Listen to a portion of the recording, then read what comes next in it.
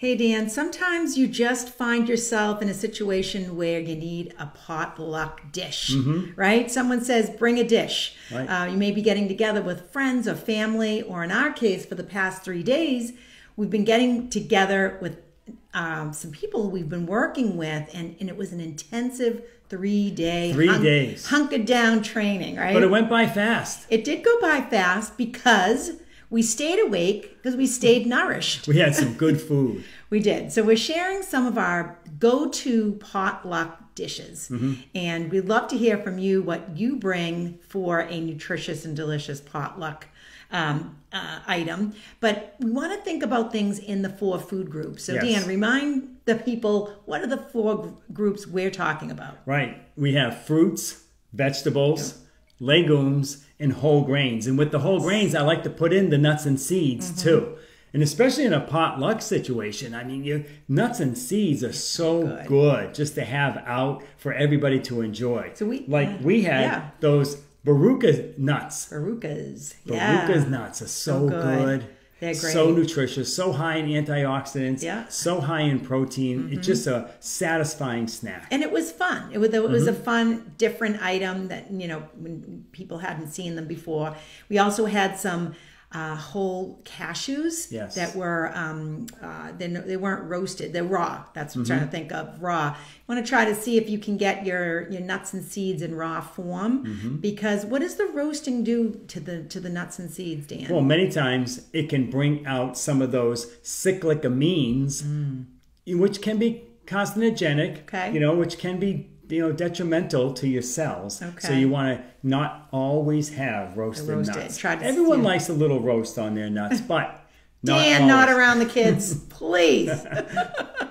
Anyway, so we had some guacamole Dan made, which was fantastic. Always right? a crowd pleaser. Always a crowd pleaser, the guacamole. So simple to make. We also had some hummus, and now the store-bought hummuses, they're getting really much better, less ingredients in them, more whole ingredients, and keeping the oil out. Exactly, you can find them without oil if you're trying to do more of the oil-free foods. But you can also make hummus, very, very simple to make. But you can also flavor it. We had this weekend dill hummus. And everything but the bagel hummus. And those were excellent. So much great variety. Even when you make it at home. Not always just using chickpeas. I mean, most of the time, garbanzo beans are what everybody uses, but you can add peas. That's right. You can add sweet potato. You can add other ingredients that make it so good. Delicious. Red peppers. Red pepper is a common one. Yeah. But, think of sun-dried tomato just mix it right in with the food processor. So delicious. Yeah. So that's easy. Again, if you don't have a lot of time, you can pick up some great store-bought brand hummuses, but you can also easily make your own. Anybody, if you're even not a cook or consider yourself a chef, you can make hummus, believe me. 4 simple ingredients. So what else? Let me look at my list here. We had some grape leaves. Sarah brought some grape leaves. We did a couple of days at our house, and then one day at our oldest daughter Sarah's house.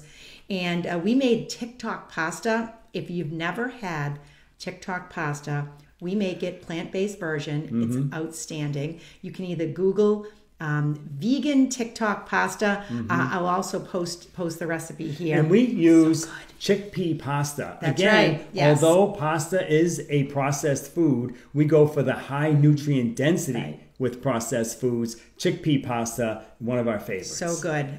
We use the cavatappi, which is the Banza brand of the chickpea pasta. Do not overcook your chickpea pasta. No, it doesn't really cook like pasta. They're getting better. They don't fall apart like they used to a few years ago. Companies are getting better on how to make it. So, but don't overcook it because it could get mushy. Yes. You can also use the chickpea pasta to make a pasta salad, and that's a great crowd pleaser for a potluck. Right. Also potato salad, and there's some great recipes for plant-based potato salad so that you don't have to use mayonnaise. There are some vegan or plant-based mayonnaises that you can use, but you can also make like German potato salad that's made more with the vinegars, right? Right. Yeah. Not all the mayonnaise. And don't forget legume salad, like bean salads. That's right. Are so good. Lentil salads, mixing in some great ingredients, getting those onions in it, getting those, and mixing in even some potatoes with the legumes all together. So delicious. And if you're doing, you want to make sure you include your grains.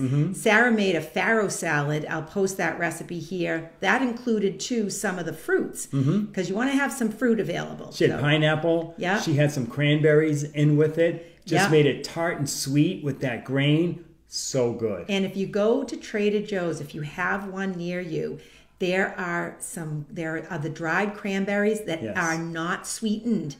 Okay, that's just one of natural. them. Yes, natural. and they're so There's delicious. enough sugar in them. Yes, thank you, Karen, for that recommendation. That was great because I love putting the dried cranberries, but I don't like that they're sweetened, so I tend not to include them because they're too sugary.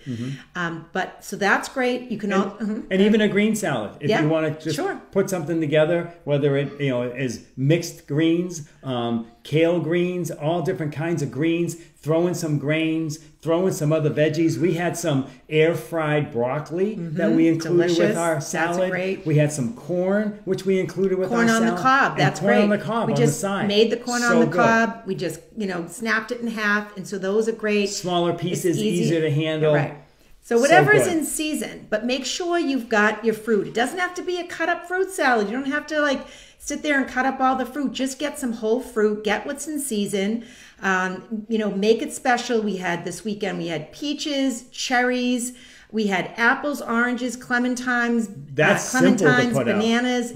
So easy. And then think of the finger grapes. Right. Think of the finger fruits like grapes, like cherries. Now that it's at the end of the season, but they were so good, so delicious. And even watermelon at this time, so good, such a crowd pleaser. And there's so many ways you can do your watermelon too. I like to splash a little lime juice on it.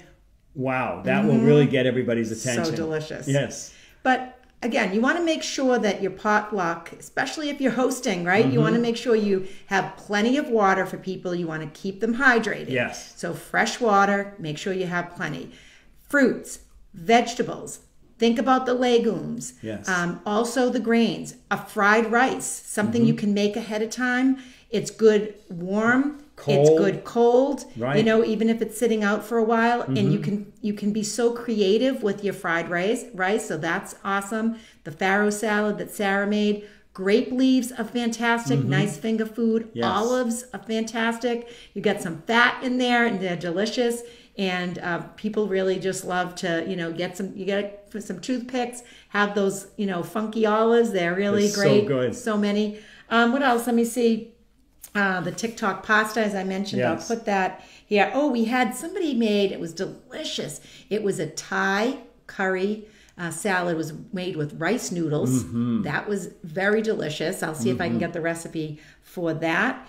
And you can also, if you have a Whole Foods near you, you can always order, I don't know if you know this, but the Whole Foods near us, you can get pizzas. How easy is that? So easy, no cheese, extra veggies. They do have one there with the plant-based cheese, if you like to do that. But you don't have to have the cheese. Just tell them to hold the cheese and add extra veggies. Right. Order they have them a ahead wheat of time. crust. They have a gluten-free crust. That's right. Too. And they're making great crust. Just, ask them for all kinds of different sauces too, whether it's marinara sauce, pesto sauce. Barbecue. I like when I make pizza, right. Yeah. We even add barbecue sauce on ours. So there's some fantastic ideas for your potluck.